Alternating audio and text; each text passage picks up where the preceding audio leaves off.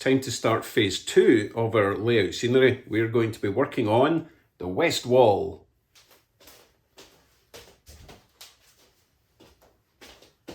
Come on then.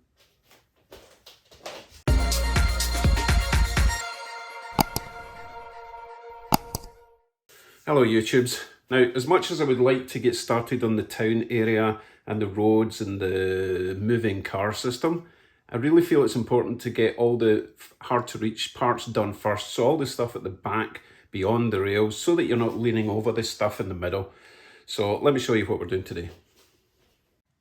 So today we're going to be working on the section between that styrofoam block all the way up here to the area there just before it starts curving around again. So we're going to do this whole section in one gigantic block. And like I did that section, I'm going to be using some styrofoam board in a couple of layers so that we can lift it out and do it on the bench. Namely, this bench. As you can see, I've started moulding rocks. A couple of months ago, Derek Scott, Switchita USA, sent me a whole bunch of stuff. He sent me some Sculptamold, Woodland Scenics rock mould, Plaster of Paris. So I finally got around to trying it out. And these rocks look really nice. But as you can imagine, it's going to take a long time to mould these, let them set, press them out, start again. So I've been experimenting with the old tinfoil trick. And it gives you this sort of effect, which I kind of like, but I think I can improve on it. So we're going to try a bit of experimenting with the tinfoil mold technique. I don't need to use like the whole block at once. I can break this up into sections and intermingle it with these more detailed rocks, which are really nice. I have no idea where I'm putting them yet, but I figured that I need to wait for all this stuff to set anyway, so I can mold this in advance and get working on the rest. And I'm going to be using this stuff, but this is not going to be sculpted. This is purely as something to attach all the rock work to, and the Sculptamold and the plaster cloth. It's going to be messy. So I better clear the town area, get all my nice houses away, or my wife will kill me because she made most of them and painted them. And I'll maybe put a blanket down as well, just to keep the track safe. Right, I'll see you in a sec. Buildings are safe and track area is protected. Let's make some rock molds. So as I mentioned, I made these rock formations with good old tin foil. But I think there's a slightly better way. Still using tin foil, but I think we can improve upon these. To make the rock formations a bit more defined and a bit more depth, we need to double up or more on the amount of foil we use. So we're going to use maybe 4 or 5 layers all sandwiched together to make this a bit stiffer. I don't know if I can do more than 5 layers because it's Thanksgiving weekend and I need some for the turkey. So let's see how much we've got. If I can actually release it from the... Why did they put glue in the top? That's really dumb. Anyway. We will actually take that box, throw it away. Lay that flat. Get some glue.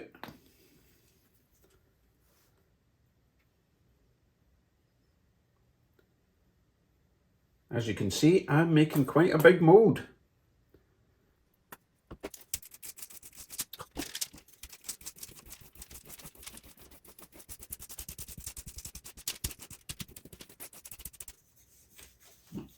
Okay, now we can fold this onto itself. Obviously you want to keep that as flat as possible.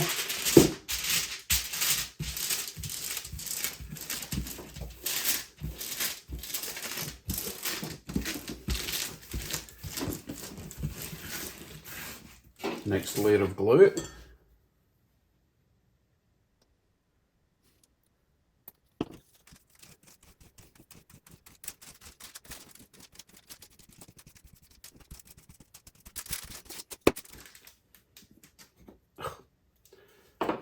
Rinse and repeat until we are happy with the thickness of the foil.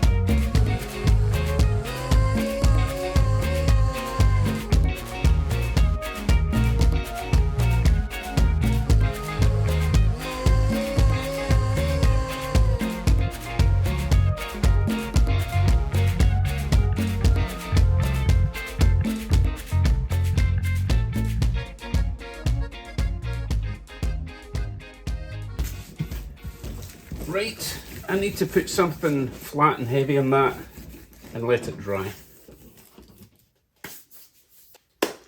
While we're waiting for our glue to set, let's see if we can make some sort of base for the cliff face background over there. So I'm going to use my leftover styrofoam to create the base structure, the other side of the track. It will be 2 layers thick, but not all the way up. So I'm going to have to overlap it. So I'll probably cut this in half, and that will span from that point away up to there. Use another part to overlap it. Now I can't glue it together at this point because I've found that my hot wire cutter does not like going through glue. So I'm going to use these skewers, $1 at the dollar store, just to hold it all together. And then once I'm happy with the base structure, we can remove the whole thing, take it over to the bench and do all the fancy creative modelling stuff where we can reach it rather than trying to do that. If I was a bit thinner, I might be able to reach, but no, I can't. So let me get this cut to shape, stuck together, and then hopefully by the time we've done that, the mould tinfoil will be dry and ready to start having fun with that too.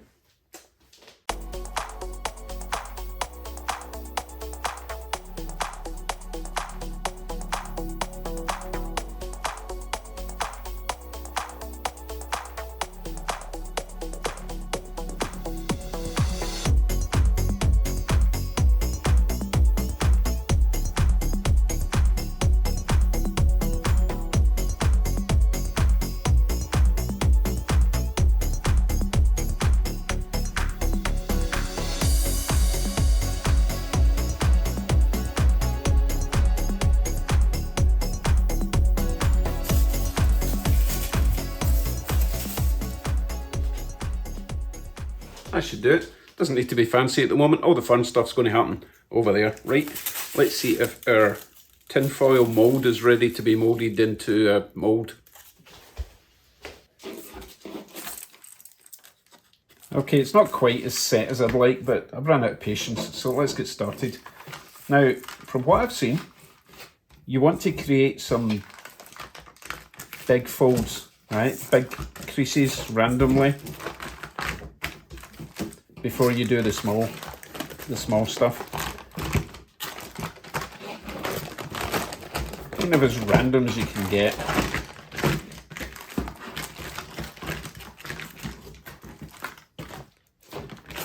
Hopefully you can see that in the camera. Right, and now we've got the main creases, then we start doing the scrumpling up stuff. And I do want some fairly decent chunks to fill. Chunks? Do you know what I mean? I want a mixture of small textures along with those big cracks. If there's too much flat areas, I noticed with the one that I did before, like this, it's just a bit too flat for my liking. I can break this up and use it in smaller places. But this section here that I did before, I actually quite like because it's got deeper crevices. So that's kind of what I'm going here. Now if I'm pouring the plaster in this way, then it's kind of inverted. So if I'm wanting stuff to stick out, then it kind of have to hold my hand underneath and push it inwards like that to get the rocks that I'm looking for. Again, just trying to be random.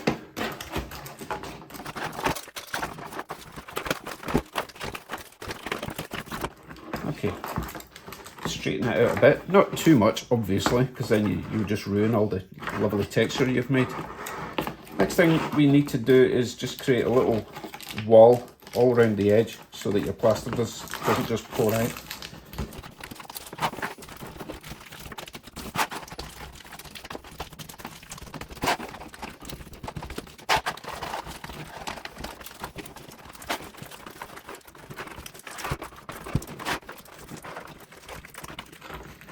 Something like that.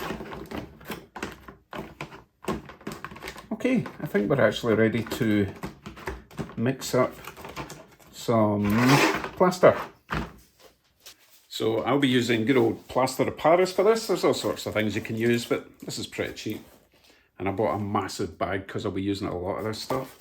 Now, there's two ways you can go about mixing this. You can measure out all the ratios, water, plaster, and be very precise. Or the other way is just, wing it and just keep on adding some water and then add some Plaster of Paris till you get to the consistency you like. You can probably guess the method I'll be going with.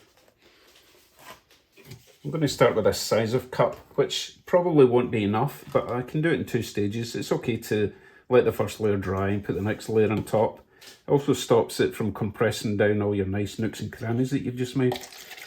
So let's go with 2/3 water and just add a pile of Plaster of Paris in.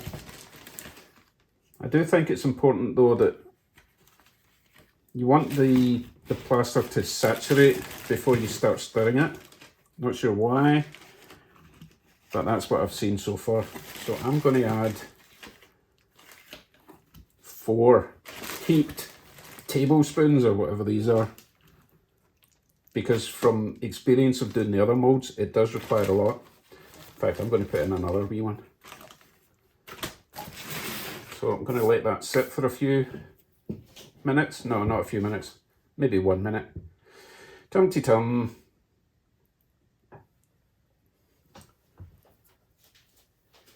Okay, it's been about a minute. I can tell straight away that's not going to be enough plaster.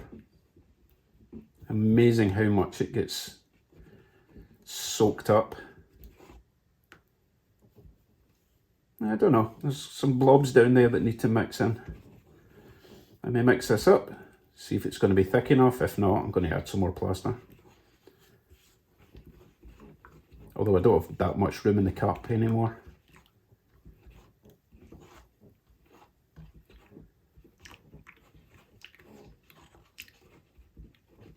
Nah, it's definitely going to need more.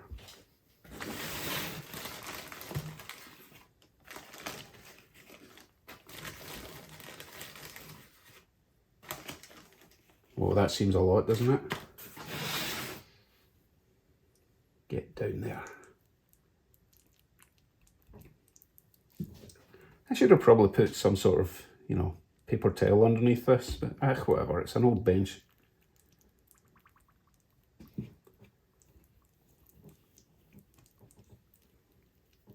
This is where the first technique probably comes in handy, measuring stuff. Where's the fun in that? Okay, I think this will be thick enough once it all mixes in. Still lots of blobs in there. Because I want it thick enough that it will set in a reasonable amount of time, but I also want it thin enough that it will run into all my crevices.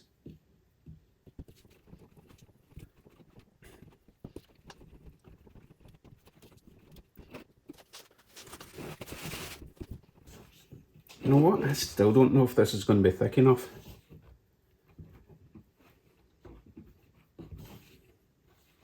Glad I bought a big bag. Now I'm going to put in 1 more spoonful.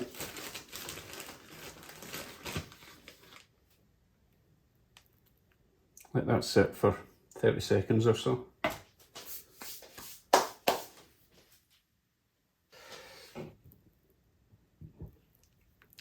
Oh goodness. Nah, this will be fine. I know it looks really lumpy just now. I think I've got just enough time to get this all dissolved. Oh, it looks like cottage cheese. Yum, yum, yum. Don't eat this, guys. Do not eat it. It's probably bad for you. Well, of course it's bad for you. Maybe next time use a bigger cup. Yeah, that's going to be fine. It's more like ice cream. Melted ice cream. Again, don't eat it.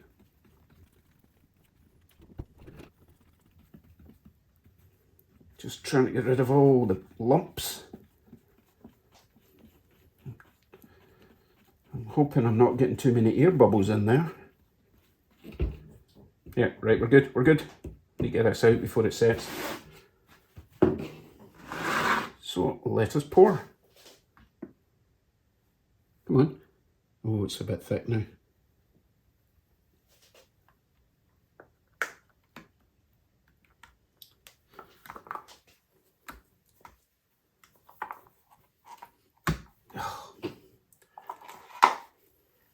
This is why you should always measure your ratios.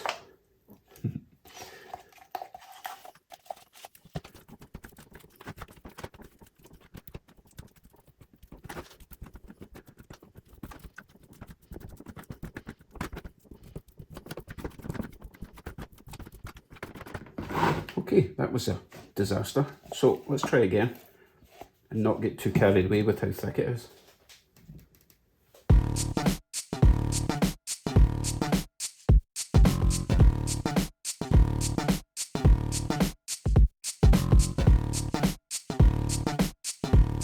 Okay, this consistency is much more manageable.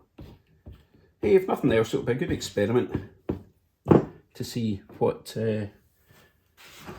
ratio we should be starting with, because we'll find out tomorrow morning when I get up and see what monstrosity I've got here.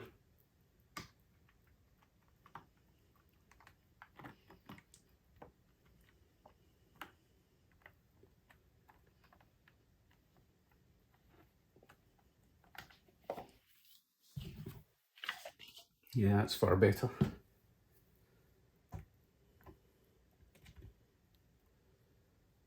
Doesn't need to go all the way to the edge. We're not baking a cake here. May as well try and overlap what I've already done though.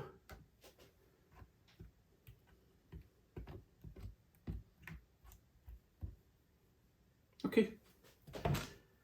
Ugh. So I will see you in the morning. Good night.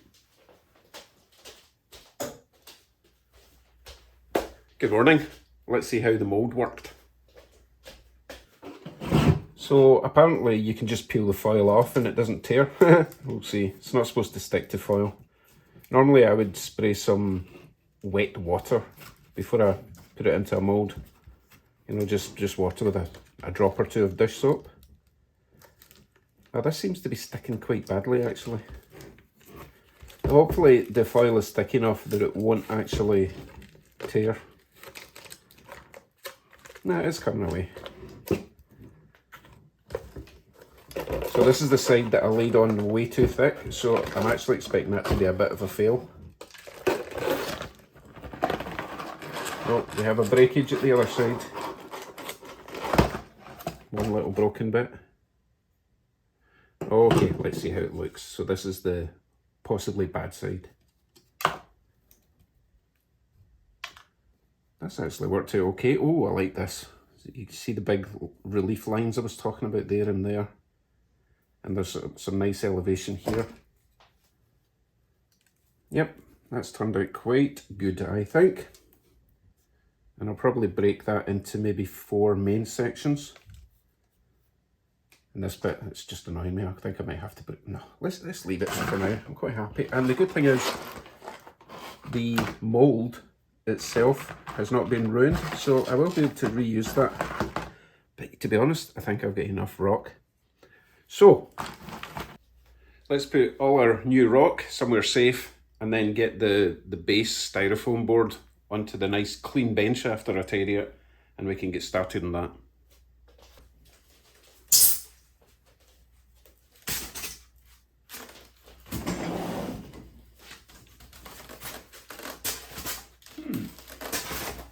That's a big piece of hill. Better get started. Actually, it would make more sense if I have this round the right way. Let me spin it around so that when I stand it up, work on it, I can compare it to the space I've got over there. So that's what we'll do. Anyway, my skewers seem to be holding it all in place. Once I've got the basic carvings done, I can remove them. And well, I'll outline it with a Sharpie, remove them, and then we can glue it all together once I've done the main carving.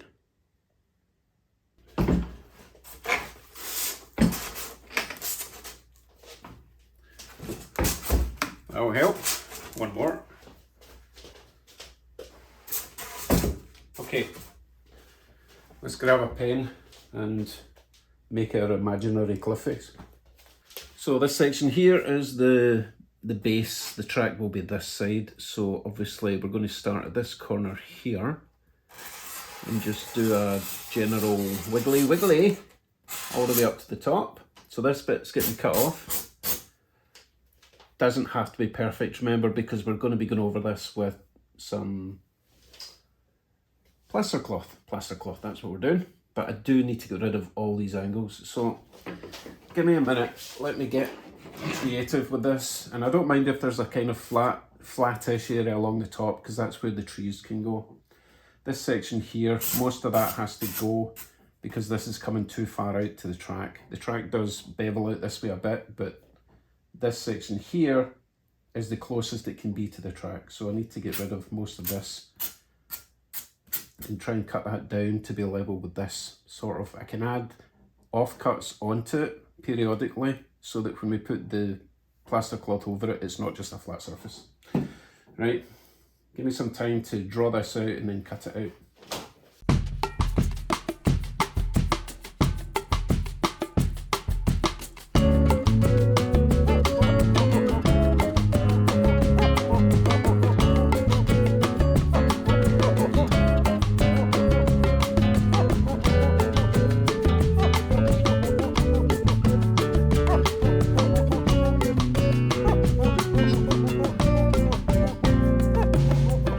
Let's slot it in behind the track, make sure that there's enough room for a train to get by.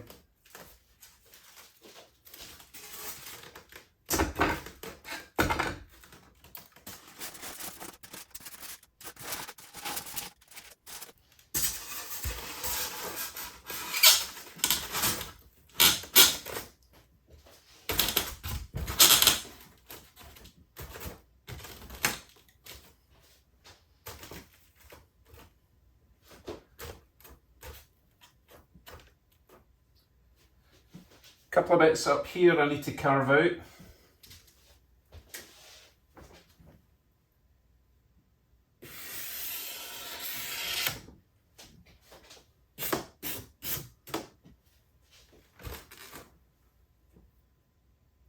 Maybe this wee section here.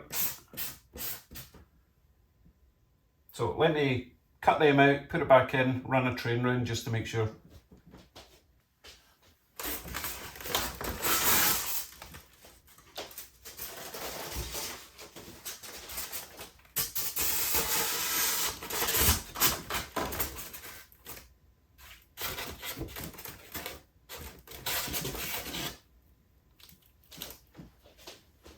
Doesn't look too bad. Let's run a train round.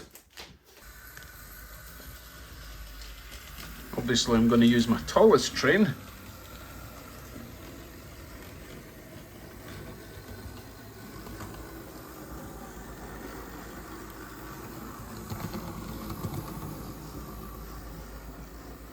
No problem at all. Bearing in mind I'm going to have to leave even more space to add all my rock moulds. No, I can't just play with trains all day. Right, back to work. So my thoughts are, if I use the thinner rock stuff that I made at the bottom, and then I can always use the thicker stuff further up as a sort of overhang. I might need to sand that down, it's a bit lumpy. But just for talking sake, let's choose this big giant bit. If that was stuck on there, is there still enough room for the train to get by? Yeah, no problem at all. It's a wee bit sticky out here, but again, I'll measure the height that I'm allowed and base it on. I don't think I'll ever have a auto rack on this layout, but I do need it relatively high, and then it can overhang, you know, the rock. Maybe the woodland scenic stuff can stick out to this point. I've seen that before in real life and it looks pretty good. Okay, I'll do a wee bit more testing, make sure I'm not shooting myself in the foot. Worst case scenario, I would need to take space out of the back end, but that would be really hard. I'm happy enough with the overall shape that I can glue all these panels together.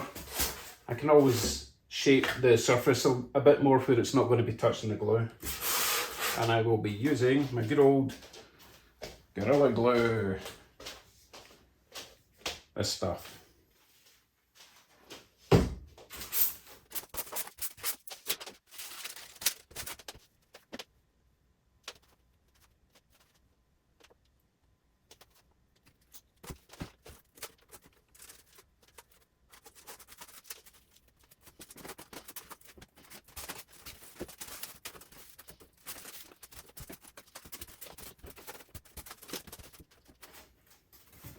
Don't worry about the black line.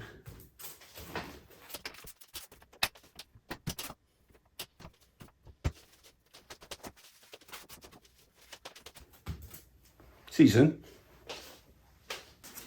Glue is dry-ish, and I've done a bit of trimming.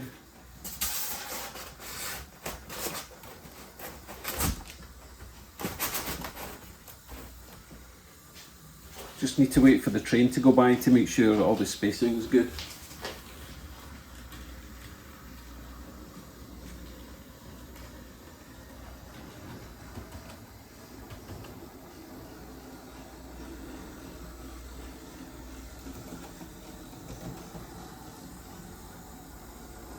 Yeah, looks like we've got about 1 inch all the way down, which is more than enough to attach all our rocks. So let's get our mountain over to the bench. We'll get on to the next step, which is, of course, I've forgotten, plaster cloth. Right, how do we use this stuff? Okay, let's see then. Roughly shape the terrain with wads paper or styrene. Cut plaster cloth to desired length, place cloth in pan of warm water, wetting it thoroughly, apply cloth over wads of paper overlapping the edges. After you've applied, rub the surfaces gently, hence the gloves, to fill in holes and smooth, clean up with the water. Okay, I'm going to use a wee brush as well just to kind of stab it in there. So I think what I'll do is, I'll cut all the lengths first, so that I'm not like going between cutting and smoothing down. I'll have all my strips ready to go. Now this is the edge that's going to be going into the back of the track, so I don't really want it any further than that black line. So I'll maybe do strips from there down to there, all the way along. I'm supposed to overlap it by like 50%. Seems quite a lot, but oh well. Let's go with there then. This is awkward. Let's see.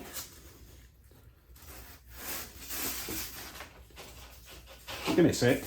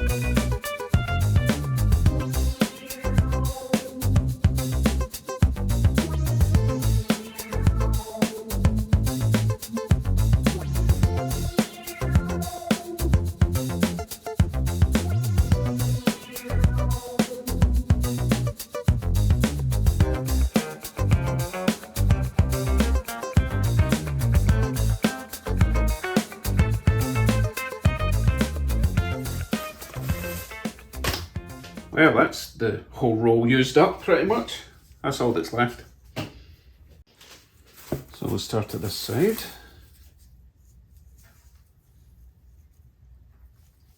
Oh goodness. Oh, I should have held on to it a bit tighter. Wow. It goes soft really quickly. Didn't know that it was going to do that. Oh my goodness, this is weird stuff.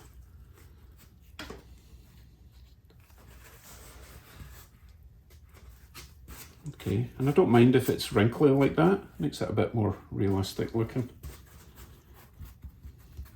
and this is why I have cut all my bits to length, because it's going to get messy. Right, this time I'm not going to keep it in for quite so long. Just a quick in and out. Hold it by the corners this time.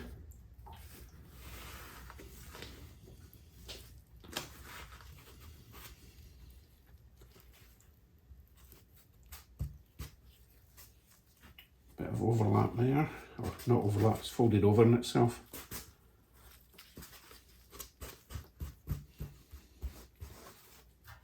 Okay, I can trim all this excess hanging down stuff off once I've got it all down.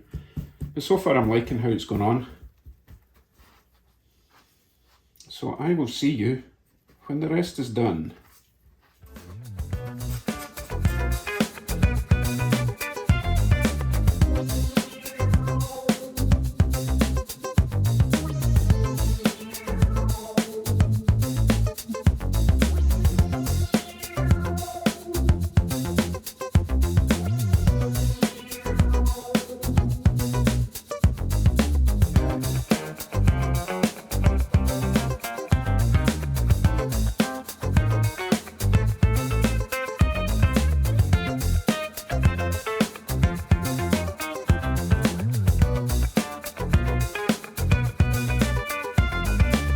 So that went surprisingly well, and it looks like it's drying fairly quickly. I'm quite happy with the sculpting I did underneath. It's hidden that quite well. Obviously still got a lot more to add on top, but I'm liking that. So once that's dried enough that it doesn't crack when I lift it, I'll try it over on the wall again. It's not quite dry, but I can't wait. I want to see how it looks and fits.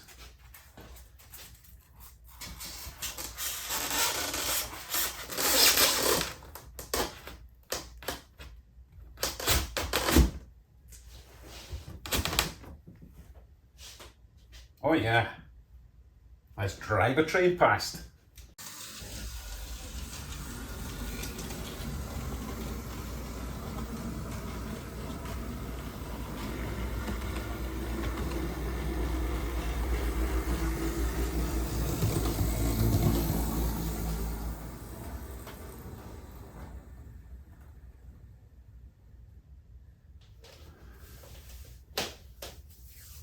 I'm pretty happy with that so far.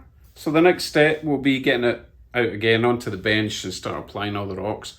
But not today. This video is quite long enough, but I will be working on this straight away. So the next video will either be tomorrow or the day after, or the next day.